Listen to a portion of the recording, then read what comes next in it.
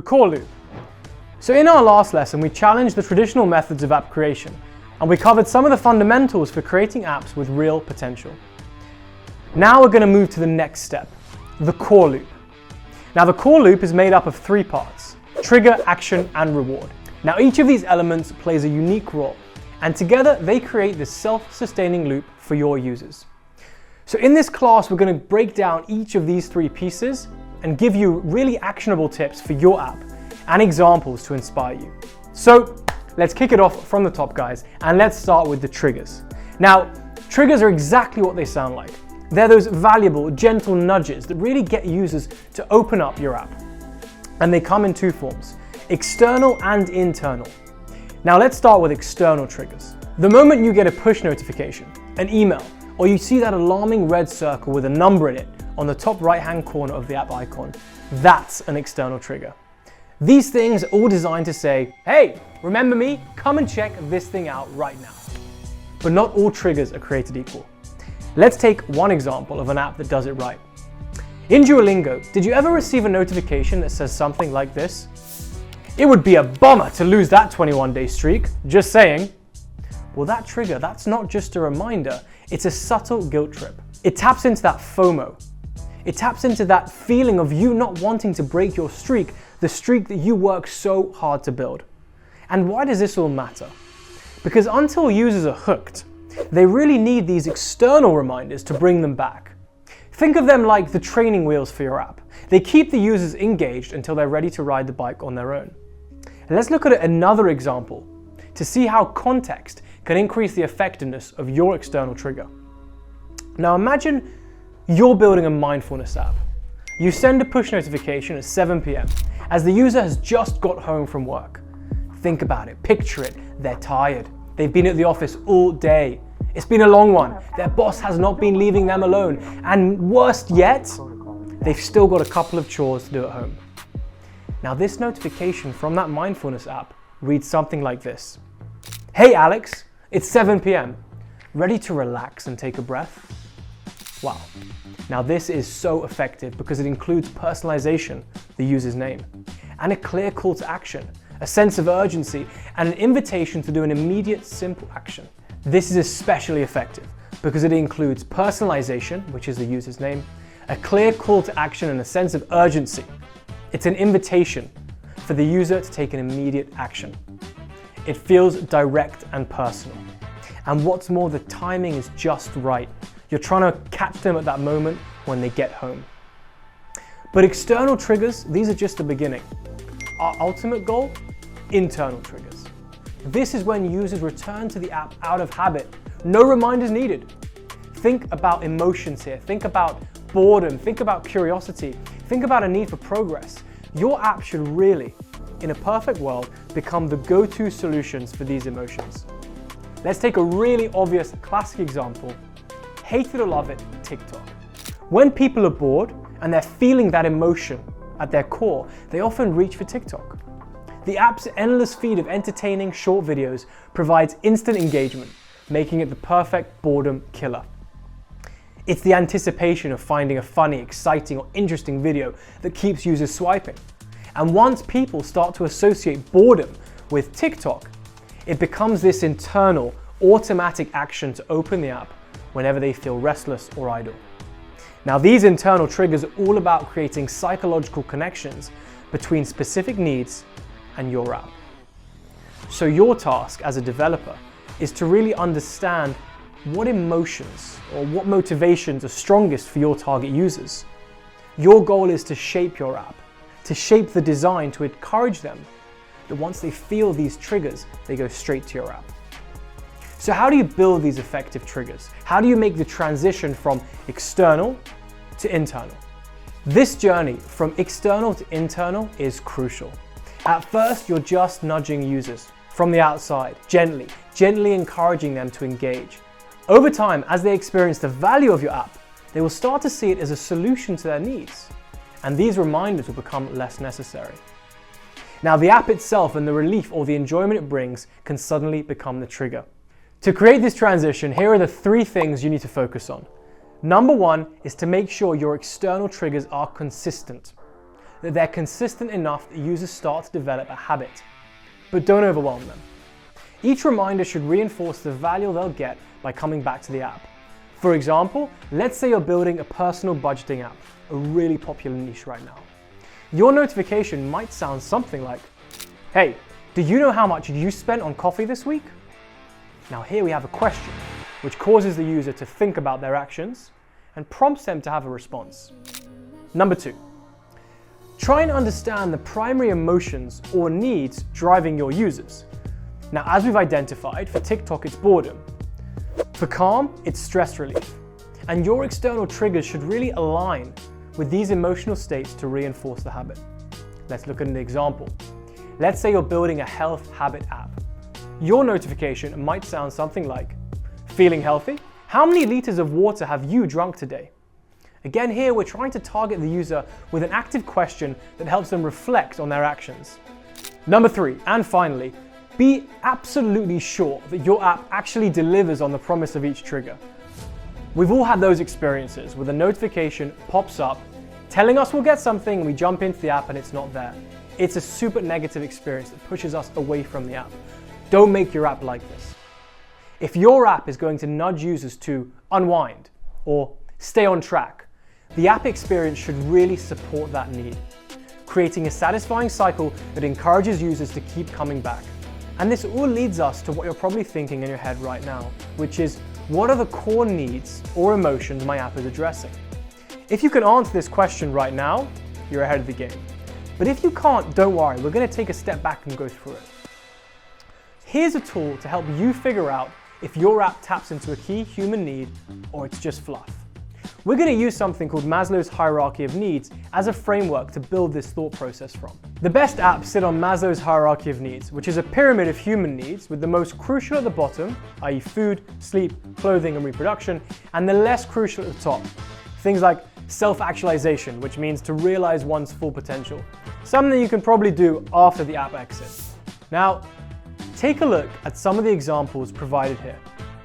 We can see that huge app companies have been built on the user's most basic of needs. Flow, for example, is for female health. Tinder is for reproduction. And as we travel up the pyramid, we can find other interesting examples, like Life 360, which is a location tracking app for families. This is part of our need for safety.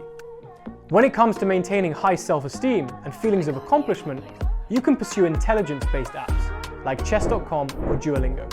Alright guys, now take a moment and think about that app idea that you have, or the one you're already working on. It's really important. Try and place it on the hierarchy of needs, in any of the categories. If it fits, let me tell you, you're on the right track. If it doesn't fit, I really encourage you, take a step back. Think about your value proposition and try and alter it so you're matching something on the hierarchy. Alrighty, so here's a quick checklist for when you're designing your triggers. Are you tapping into an emotion, like curiosity, excitement, or even FOMO? Does your notification add value, or is it just noise? Are you careful not to overwhelm users? Because let's face it, nobody wants 20 notifications a day. Alright, we've covered triggers. Now let's move to the next stage, actions. Actions are the things that your users come to your app to do, the tasks or interactions that fulfill a very specific purpose. Each action should naturally be part of the core loop and flow towards a reward. Let's go through a few types of actions in successful apps to give you some ideas. Simple, repetitive actions. This is the name of the game. First up, we've got these simple, repetitive actions. These are the kinds of actions that users can repeat over and over without getting tired. They're easy, they're quick, and they provide immediate satisfaction, which keeps users coming back for more. Take Tinder's swipe as an example. Swiping right and swiping left on Tinder is so incredibly simple. It doesn't require thought, it doesn't require cognitive load, there's minimal friction. Even better, each swipe provides a clear outcome, match or no match, giving the user immediate feedback on their action. And why is this so effective? Because it taps into the fundamental psychological loop, and each swipe carries a possibility of finding someone interesting, and that tiny thrill of possibility keeps people swiping. The simplicity also reduces cognitive load, meaning users can swipe for a long time without feeling mentally tired. It's effortless, intuitive, and low stakes, making it easy to get hooked. If you're building an app, think about the simplest possible action a user can take. Ask yourself this: can this action be repeated many times without feeling tedious or boring or making the user tired? Is it easy to perform? Does it give the user a sense of progress or satisfaction each time they do it? Next, we have sequential, goal-orientated actions. These are actions that guide the user through a series of steps, with each one building on the previous to create a sense of achievement. They're not necessarily about instant satisfaction, but more about the feeling of progress. Take Brilliant.org, for example. Unlike typical math learning apps, Brilliant offers a unique approach where each concept starts with an interactive puzzle. Users progress from simple pattern recognition to complex theorems through carefully sequenced challenges. For example, they might start with basic geometric patterns, then gradually work up to proving advanced mathematical principles, with each puzzle building on insights from previous ones. It works well because it gives users clear, achievable goals through bite-sized challenges.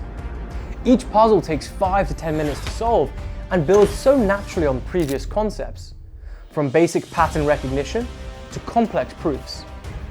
By breaking down difficult math into small connected steps, users feel constant progress rather than the feeling of being overwhelmed by the mathematical complexity. Now it's time to think about your own app. Really try and ask yourself, how can you break down larger goals into smaller, digestible steps? How can you encourage the user to remain on the treadmill and keep taking the next step? What is the final goal that each step is leading to? And does it feel like a crescendo? Does it feel like a conclusion? Next, we have instant feedback actions. Now, instant feedback actions are certain actions where users receive immediate satisfying feedback for what they've just done. This feedback serves as a form of reward, encouraging users to continue interacting with the app. A great example here is Instagram's double tap to like. When users double tap on a post, a little heart animation pops up, signaling that the post has been liked. It's quick, it's visual, and it gives immediate feedback, making the interaction feel personal and gratifying. Mobile games are also champions at doing this. When you're in Clash of Clans, Brawl Stars, or Candy Crush, the button to play or use a power-up or anything else has animated feedback and audio effects and visual effects to reinforce the action that you just took. So when designing your app, try and consider how you can incorporate instant feedback. It doesn't need to be complex. A small visual response, a sound or a vibration can make the world of difference. The key is to give users something that confirms they've taken an action and that the app acknowledges it. Next, we have progressive complexity. Let's look at a more advanced strategy for sustaining user interest: progressive complexity. This is where you start users with simple actions, but as they engage more, the actions evolve and become slightly more complex over time, offering new layers of challenge or functionality. For instance, in Habitica, which is a productivity app, it turns tasks into a game, and users start with basic actions like adding and completing simple tasks. But as they continue to use the app, they can join quests, team up with friends, and even fight monsters by completing the tasks. The app evolves, rewarding users with more advanced features as they progress. And this keeps the users engaged, as they feel the app is growing with them. Progressive complexity works because it adds depth without overwhelming the user at the start. Users are eased into the experience, but as they invest more and more time, the app reveals new layers, giving them a sense of mastery. This is especially effective in apps where long-term engagement is the goal, as it keeps the experience fresh and challenging.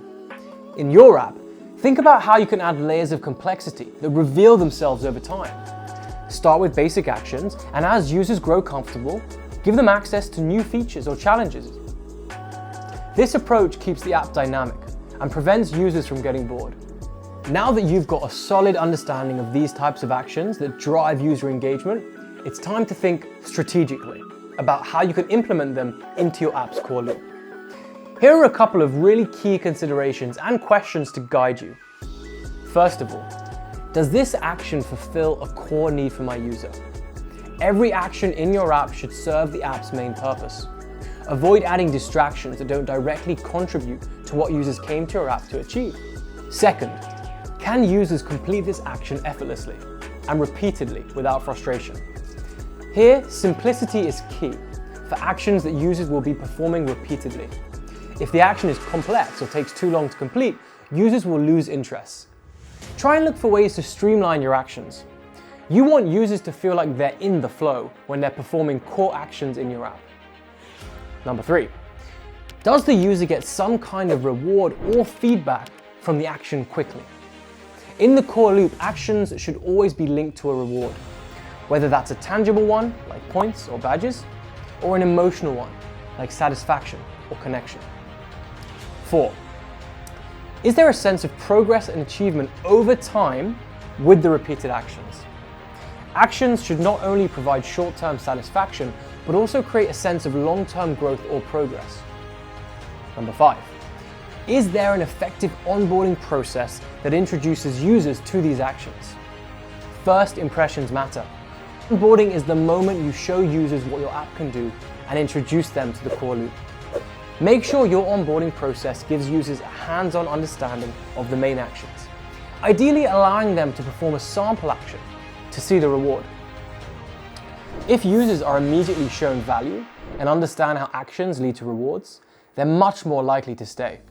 By considering these questions and carefully crafting actions, you'll ensure that each part of the core loop works harmoniously. Once your actions are designed, focus on testing and iterating. User engagement is dynamic, so stay flexible and open to change. Observe how users interact. Gather data on what actions drive the most engagement and be prepared to adapt. Now that you have a strong foundation on actions, you're ready to move on to the final piece of the puzzle, rewards. Let's explore how to make each action meaningful by giving users a reason to come back and invest more time in your app. Rewards are the secret sauce. They are the element that give users a reason to come back again and again. A well-designed reward makes the entire experience feel complete. Rewards aren't just about giving users a pat on the back. They need to feel earned, they need to feel valuable and meaningful. Let's start with some foundational rewards, then dive into some more advanced and layered rewards. The first one is progress and achievements. This is probably the simplest, but perhaps the most powerful type of reward. Progress and achievements, they can make the users feel that every small action is part of a bigger journey, and they naturally tap into the human desire to improve over time. LinkedIn uses a similar approach with its profile completion progress bar. As you add more details to your profile, that bar moves forward, reminding you that you're building something valuable. It's a very subtle form of engagement, pushing you towards the finish line. Next, you can think about adding depth and variety. Progress and achievements are the foundation, but advanced rewards are the layers that add richness to the experience.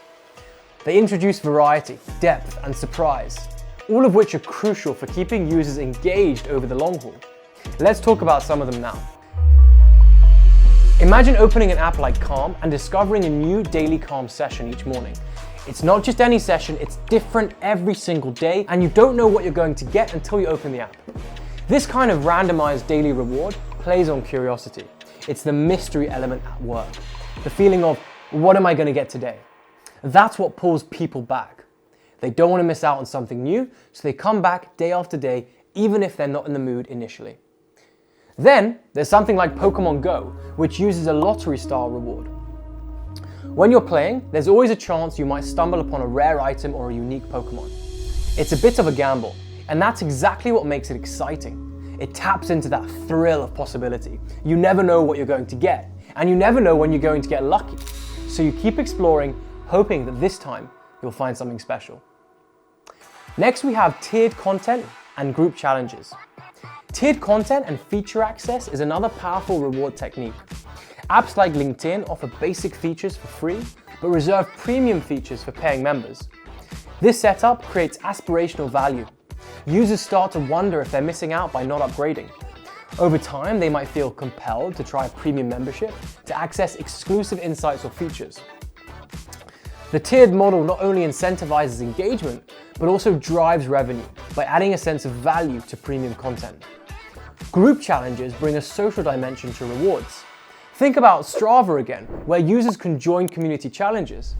These challenges aren't just about individual achievements, they're really about working together towards a shared goal. When users see their friends or a community involved in a challenge, it adds a layer of accountability and camaraderie. It's no longer just about personal progress, it's about being part of a team, working together, celebrating, collecting, and finding those wins. And so why are rewards the key to retention? Well, by using a mix of advanced rewards, you're creating an experience that feels multi-dimensional. Users aren't just there to complete, they're there because they feel connected, because the app is dynamic, and because every interaction offers something different. Advanced rewards are the key to turning a functional app into an engaging experience that users don't want to leave. And while rewards are essential, it's important to avoid common mistakes. Empty rewards. Empty rewards that don't hold any real meaning, well, these can backfire. They can make users feel like they've been manipulated. Overusing notifications or superficial gamification can really make rewards feel hollow. So always make sure your rewards align with the user's goals and offer genuine value. And before we wrap up this lesson, if you take one thing away from it, let it be this. Triggers start as external, and your aim is to move them internal. Actions are simple, intuitive, and provide feedback and are repeatable. And rewards must be genuine, meaningful, and make the whole loop feel so damn good that it's worth the user doing it all over again.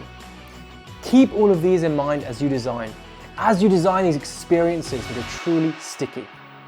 Focus on timing, personalization, and emotional triggers to make interactions feel natural and valuable. And above all, test. Test and iterate and refine based on user behavior to create those habits that last. When done right, your product won't just be used, it'll become an integral part of your user's life. See you in the next session.